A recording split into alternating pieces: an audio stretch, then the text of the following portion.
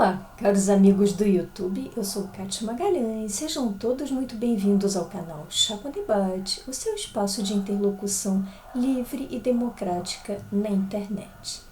Essa semana confesso que com certo espanto, que o Conselho Regional de Educação Física, CRECE, estaria pedindo ao Ministério Público para ingressar com uma ação criminal contra a atriz Cláudia Raia devido à postagem de determinados vídeos onde a atriz aparece ensinando movimentos, ensinando alguns exercícios físicos. Segundo o CREF, a atriz estaria incorrendo na contravenção penal de exercício ilegal da profissão de treinadora física.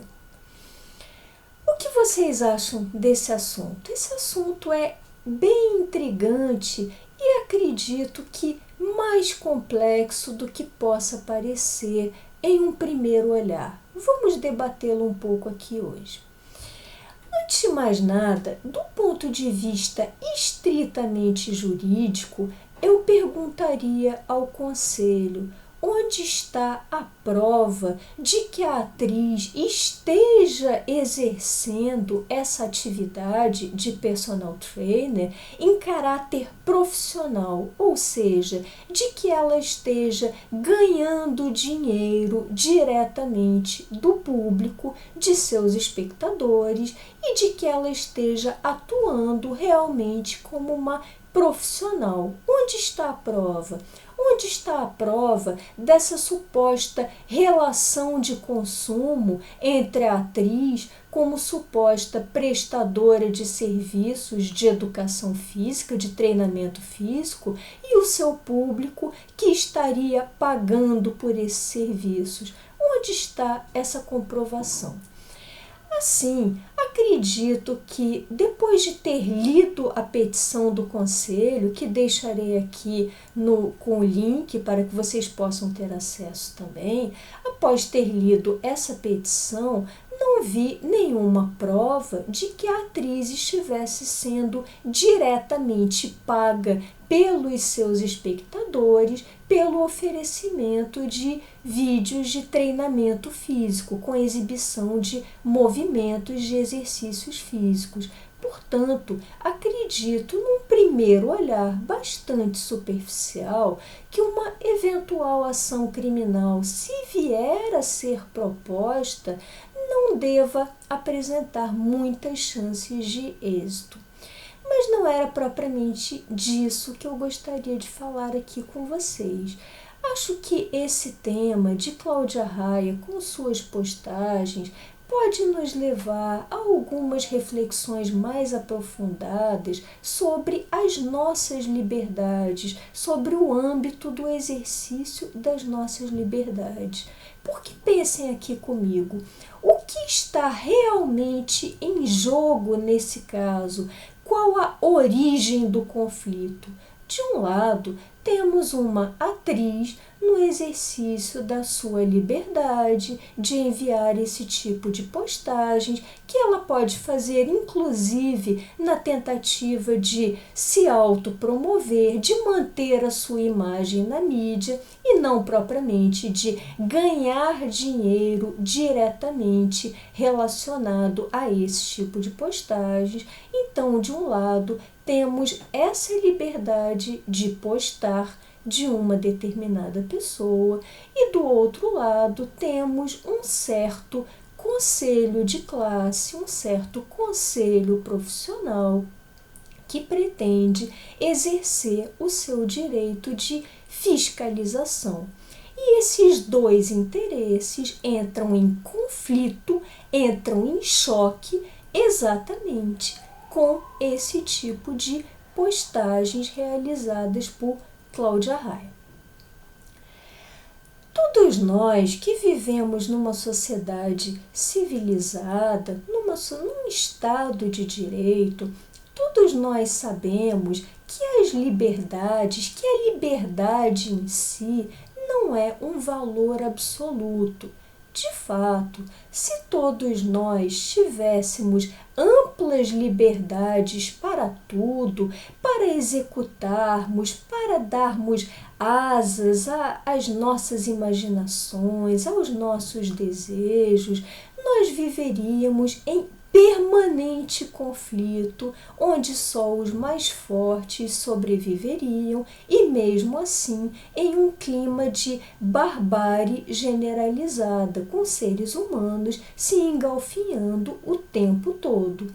Por isso mesmo, é claro que a liberdade de cada um de nós tem de sofrer um determinado cerceamento, sim, exatamente para nos permitir viver numa sociedade um pouco organizada e civilizada. Acho que o maior desafio de todo convívio social, de todo modelo de sociedade, é precisamente traçar esses limites para a liberdade. E assim, determinados casos, como esse que estamos discutindo hoje, envolvendo a atriz Cláudia Raia, determinados casos se tornam bastante desafiadores, porque afinal, qual o limite para o exercício da liberdade da atriz? Se vocês pudessem fixar, estipular um critério para a definição desse limite, que critério seria? Gostaria muito de ouvir aqui a opinião de vocês. Coloquem, por favor, nos comentários. Se eu puder sugerir, o primeiro critério que eu imaginei foi o critério do risco inerente à atividade. A que quero me referir com isso? Vamos a um exemplo aqui para que vocês entendam aonde pretendo levar toda essa discussão.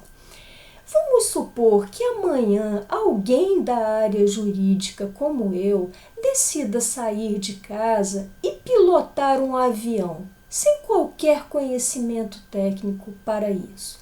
Imaginem vocês quantas centenas de vidas, além da minha própria, eu iria exterminar com esse tipo de conduta, para dizer assodada, para dizer o mínimo. Quantas vidas seriam ceifadas, seriam eliminadas com esse tipo de conduta? Vejam vocês o risco dessa atividade. E aí eu pergunto, esse tipo de conduta minha, na opinião de vocês, seria reprovável? Acredito que sim, porque seria uma conduta com um potencial lesivo gigantesco.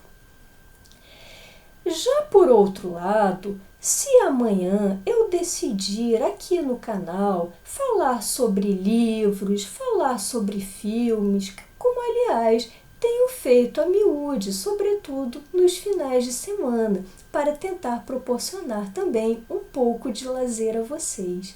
Se eu decidir falar sobre assuntos gerais, assuntos relativos à literatura, à arte cinematográfica, à música, que tipo de risco eu estarei criando aqui com esses vídeos? Será que um determinado conselho de críticos literários ou de críticos de cinema poderá se insurgir contra mim e pedir que um juiz determine a suspensão, a retirada do ar desses vídeos?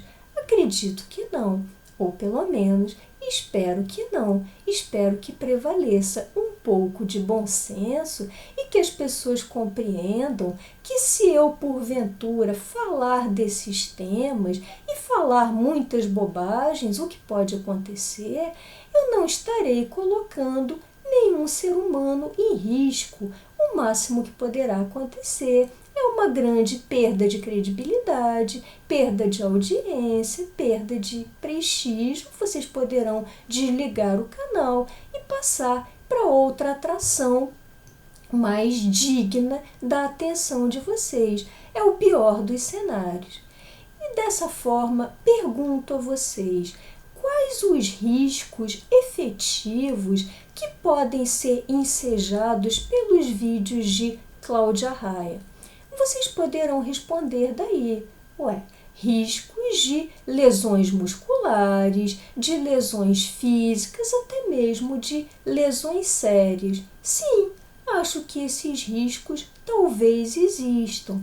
Mas acredito que um ser humano adulto, pelo menos um ser humano minimamente razoável, consiga escutar o seu corpo e ouvir os sinais de que algo não vai bem, de que ele está se machucando, está se lesionando e de que é hora de parar, de interromper aquele movimento, aquele exercício físico. Acho que isso se encontra no âmbito de razoabilidade de cada um. Afinal, a vida é mesmo cercada de riscos, mas para isso nós temos lucidez e razoabilidade para saber nos preservar até onde for possível. Aliás, a propósito de riscos ensejados por vídeos de ginástica, vídeos de educação física, se esses vídeos fossem tão potencialmente perigosos, como pretende o nosso Conselho de Educação Física, talvez uma geração inteira, como foi o caso da geração do final dos anos 70, início dos 80, nos Estados Unidos e no mundo, uma geração inteira que acompanhou com paixão os vídeos de Jane Fonda, também atriz, tão atriz quanto Cláudia Raia, que acompanhou os vídeos de Jane Fonda se exercitando, mostrando ginástica, inclusive cultivando o hábito da ginástica aeróbica, então uma novidade para aquela época. Essa geração inteira talvez estivesse bastante machucada, bastante lesionada hoje. Portanto, acredito que, se esse risco existir, ele deve ser remoto e deve ser passível de ser evitado pela própria razoabilidade, pelo próprio discernimento do público que estiver acompanhando o vídeo. E diante dessas considerações, agora eu pergunto a vocês: qual seria o real interesse por parte do CREF com essa petição endereçada ao Ministério Público, onde o Conselho engaja os seus esforços para que uma determinada atriz seja processada criminalmente devido à divulgação de vídeos de ginástica?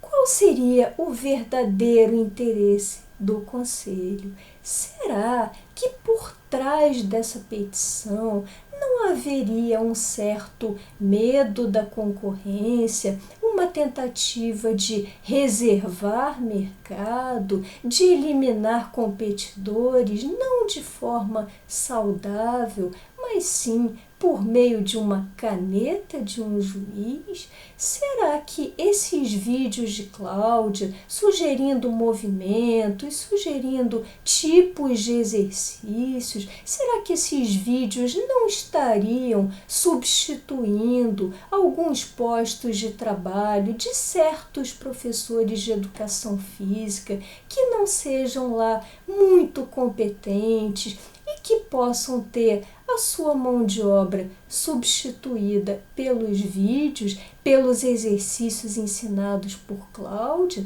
Seria isso? Se assim for, essa prática de reserva de mercado não é nada nova entre nós, como vocês bem sabem da experiência de viver no Brasil. O Brasil é um país muito favorável a reservas de mercado. Aqui, as pessoas, em boa parte, muitas classes do nosso empresariado, em grande parte, não buscam seus clientes, não buscam seus consumidores pela concorrência lícita, pelo oferecimento de melhores produtos, de melhores serviços. Vejam, estou falando em regra, porque se eu estivesse muito equivocada, o Brasil seria um primor de oferta de produtos e serviços maravilhosos que se destacariam no mundo inteiro, o que não me parece ser bem o caso. Portanto, acredito sim que haja uma determinada elite no país que busque capturar os seus consumidores, ou seja, mantê-los cativos de seus produtos e serviços, não por uma concorrência leal, mas sim por reserva de mercado, pela sobretaxa de produtos importados, pela criação de enormes barreiras à entrada de outros players no mercado, deixando que certos mercados fiquem bem monopolistas, bem cartelizados. Sabemos disso da nossa experiência diária. E assim me pergunto, será que essa iniciativa do CREF, em vez de representar um interesse muito legítimo em resguardar a vida das pessoas, a saúde e a incolumidade física de eventuais espectadores de vídeo, não seria essa conduta uma tentativa de reservar mercado, de aniquilar uma concorrente talvez bastante ameaçadora, bastante incômoda, mediante uma canetada judiciária? Fica aqui a pergunta. Bom, essas eram as reflexões que eu gostaria de compartilhar com vocês hoje. Se tiverem gostado desse vídeo, deixem seus likes, comentem. Por hoje me despeço e até o próximo Chá com Debate.